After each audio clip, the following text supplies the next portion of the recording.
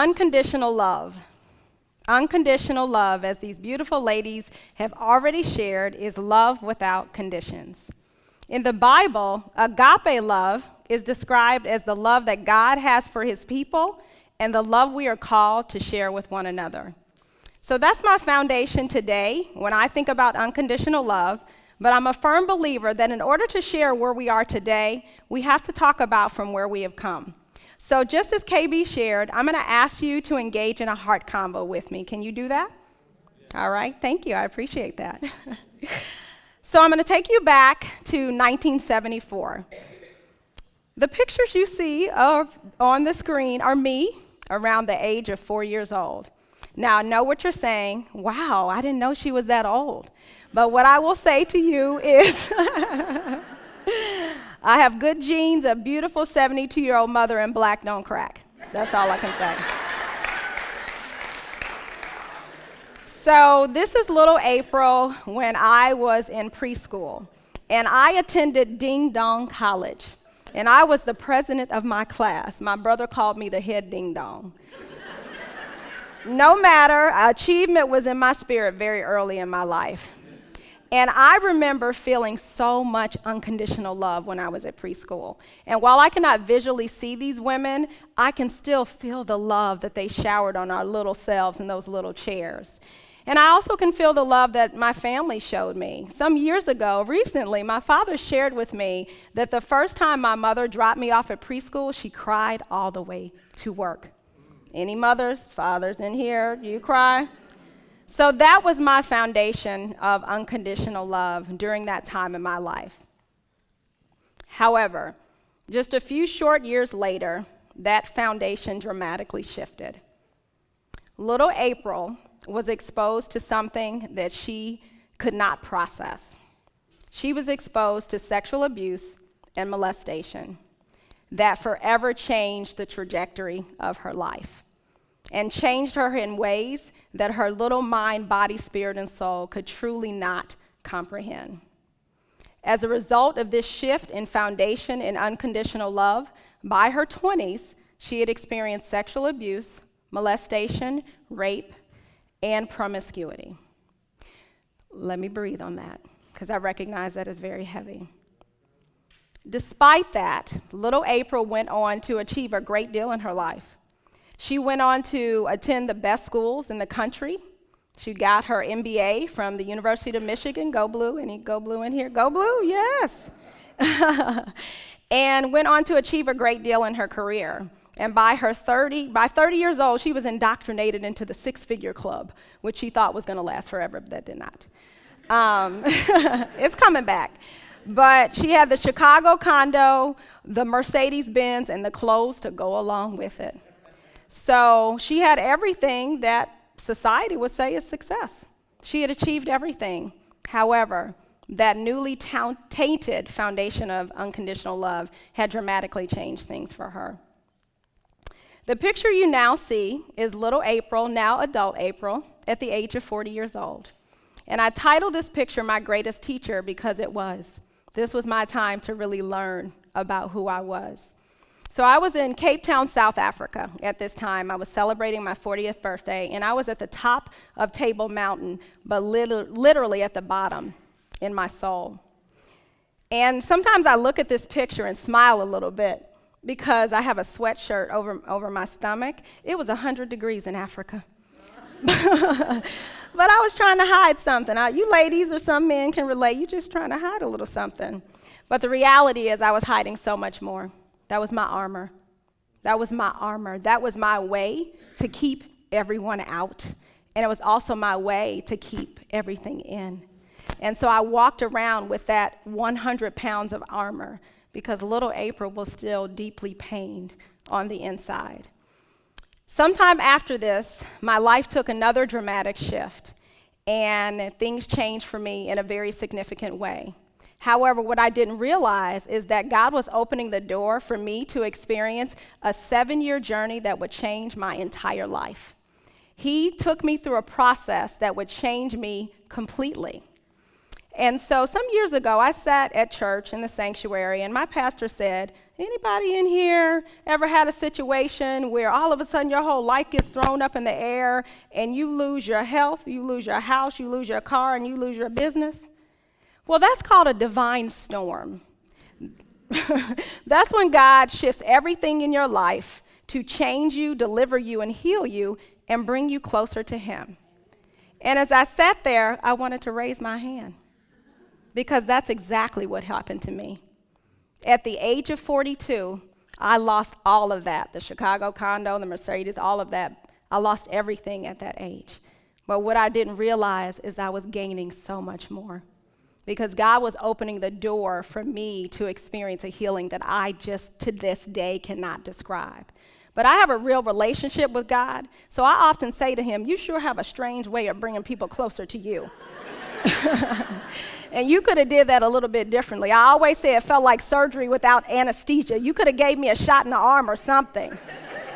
But, nevertheless, His ways are not my ways and His thoughts are not my thoughts, clearly. But what it allowed me to go through is what He called His 7 pillars of soul restoration. Because the reality is I was walking around with deep holes in my soul, and they could only be filled up by Jesus. There was no other way. But He dug deep within me and transformed and delivered me spiritually, mentally, physically, emotionally, nutritionally, financially, and sexually. 7 is the number of completion. So I emerged from this journey a complete person, not a perfect person, but God's definition of completion. But along that way, that 7-year journey, and this is year number 7, praise the Lord, because it has to be over. But along that way, I had a lot of questions. It was excruciatingly painful. It was not easy to experience what I experienced. I mean, I was 42 and I moved back in with my mother and father after 20 years of being on my own. So that and I almost lost my sanity there. I love my mother and father. But what it allowed was for me to have the opportunity to really dig deep. And along the way, God sent the God winks. I just had random strangers come up to me and start talking to me, which was interesting. But they would always be saying something that I know came from Him. And so one day I had left church, and I was down here at the canal walking around, and I was just not in a good place. I was pretty sad, just like, oh my God, what happened to my life? Why am I in Indianapolis? I should be in Chicago. What is going on? Like, why did I lose everything? What happened? And I sat down on the bench just trying to engage in the beauty around me, and I saw a man go by on his bike, and then he came back. And he came over to me and he said, ma'am, I don't need to startle you, but God wanted me to remind you that He's still able. I said, and tears just flowed down my face, because guess what song we sang at church an hour ahead? God is able. God wink. Another God wink. I spent a lot of time at Starbucks at this time. That was my second home. If you live with your parents at 42, you would also want to go somewhere. I said, actually, I was going to write the CEO of Starbucks and say, we should have a conversation because I've been in a lot of Starbucks around here. But I was at Starbucks and I was in line getting my latte, and I had a copy of my Bible and I had picked up A Course in Miracles on my table. And this man came up behind me. He said, well, those are some nice books. I said, oh, thank you. And so he started talking to me, as many times happen. He just told me his life story. His story was my story.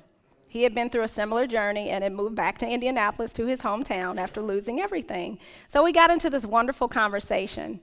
And then he said, well, I need to head out. He said, but I want to remind you, when you see a rainbow in the sky, that means that God keeps His promises.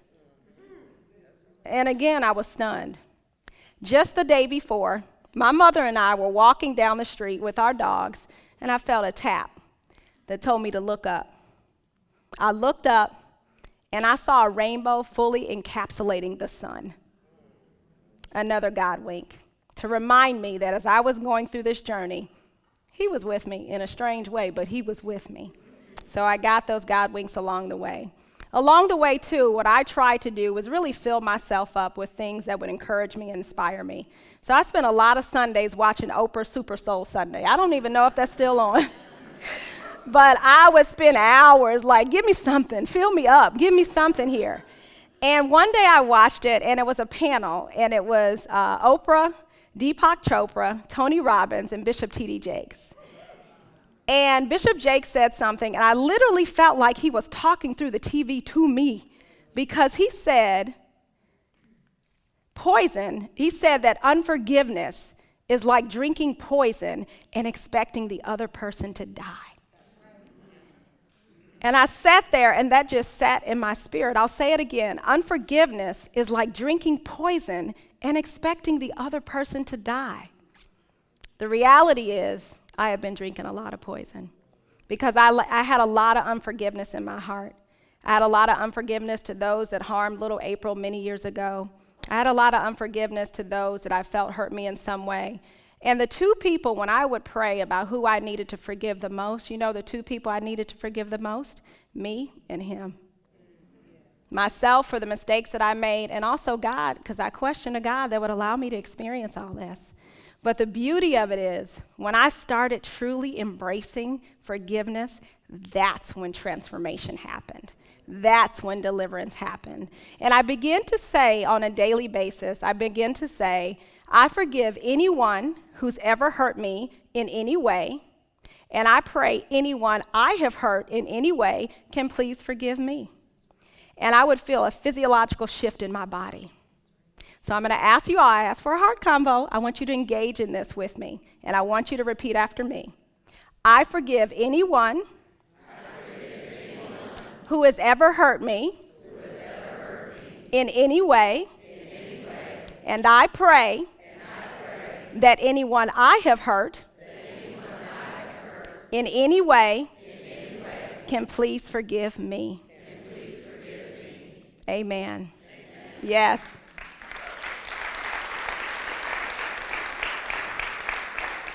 So there is power in our speaking forgiveness. And forgiveness is a process because I speak it over and over and over again. And I still smile when I ask who I need to forgive most, and it's still me and him. I'm like, okay, well, it's me and you. We're going to keep forgiving each other until this forgiveness happens.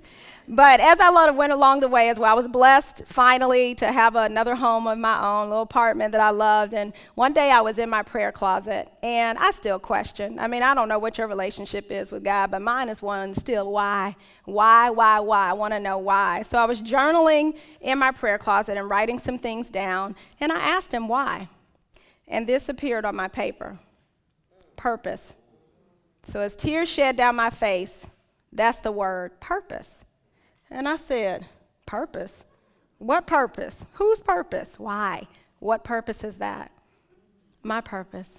Because the reality is, there is power in our vulnerability. Our healing and deliverance is in our ability to speak our truth. And I questioned, in all honesty, how much I was going to share tonight. But the reality is, I have to have the courage to speak my truth and not worry about anybody's thoughts or repercussions.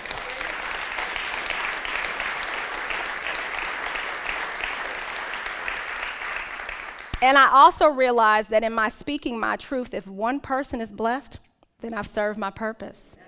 I've served my purpose. Even though my dear mother would always say, why are you always telling everybody your business? So I got confirmations along the way. And a friend of mine sent me this Instagram post. Maybe you went through it and survived it just so you could help someone else make it through. So that is the purpose.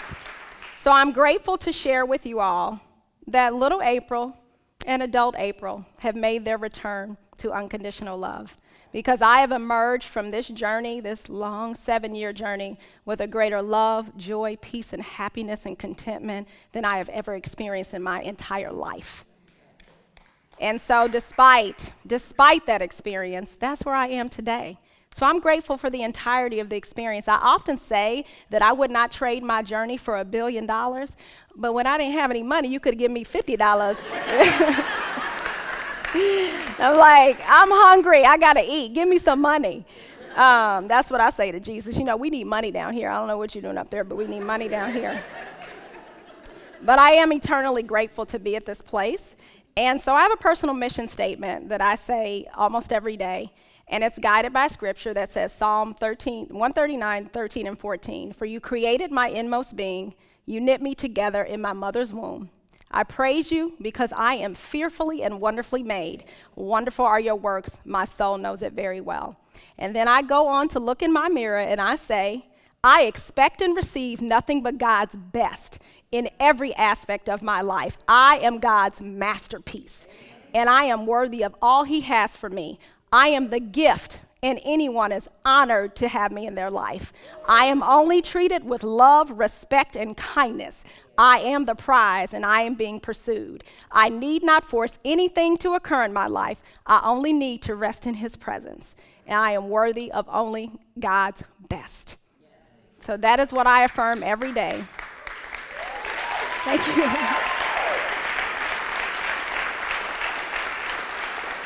Now share one other thing that speaks to my spirit. I am what I am today because God used my mistakes. He worked them for my good, like no one else ever could. It was necessary. So thank you for allowing me to share my journey.